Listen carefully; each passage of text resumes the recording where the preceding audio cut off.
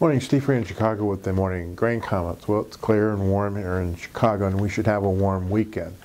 For most of the corn crop, I think that's a good thing. We'll see if that affects some of the late planted corn and impact it might have. It's interesting that one Central Illinois farmer yesterday said that his crop is good. The top or record potential has been taken away from his fields this year. And in about 2 weeks, he's going to need a rain to make sure that we continue on the path of, an above average yield, but not just a record yield.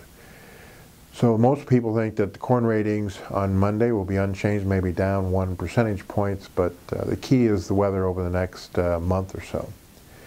As far as the weather is concerned, it's clear across the Midwest right now. When you look at the 7-day maps, it's mostly clear with scattered showers across the northern plains. These rains may be key.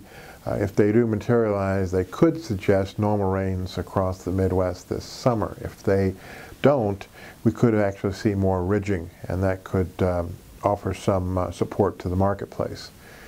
Yesterday we rallied corn, and the farmers were again good sellers. In some areas, farmers may have sold 20% of their supplies that they have left over from last year in the last 2 days.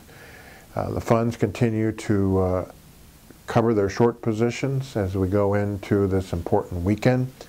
And today is report day, and the USDA comes in. They give us the revised winter wheat crop estimate. They also give us U.S. and world supply and demands. And again, market's not looking for much changes. They could raise a little bit the ethanol demand. They could raise a little bit soybean export demand.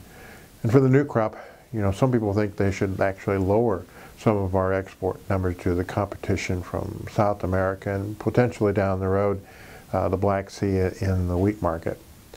So it's report day. It's almost considered a 4th of July weekend for a lot of the U.S. Midwest. We could come in Monday. If the pattern's dry, we'll see more short covering. If we do see rains in the forecast, some of the gains that we've seen this week could be taken off. So it's a pretty critical weekend for prices, and not only next week, but down the road. It's interesting that historically, Dees corn has made its highs most of the time in June, and beans have made highs in November most of the time in June and July. So we're at a pretty critical time for price direction. We'll be back at 11 o'clock with a video telling you what the USDA did or didn't do, and then we'll see what the market's doing then. As always, these are my thoughts, not those of ADM or ADM Investor Services, and have a safe and profitable trading day.